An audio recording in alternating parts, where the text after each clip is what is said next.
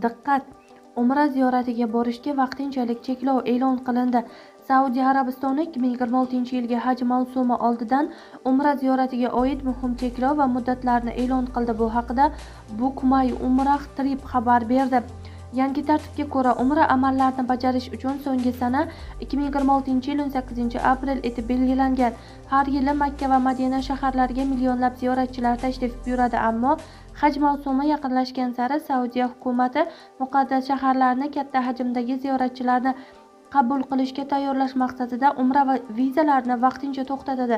Rasmiy ma'lumotlarga ko'ra, umra vizasiga ariza berishning so'nggi kuni joriy yil 19-mart, Saudiya Arabistoniga kirishning so'nggi kuni 2-aprel, mamlakatni tark etishning so'nggi kuni esa 18-aprel etib belgilangan. Mutaxassislarning bildirishicha, umra ziyoratining to'xtatilishi logistika va xavfsizlik nuqtai nazaridan zarur.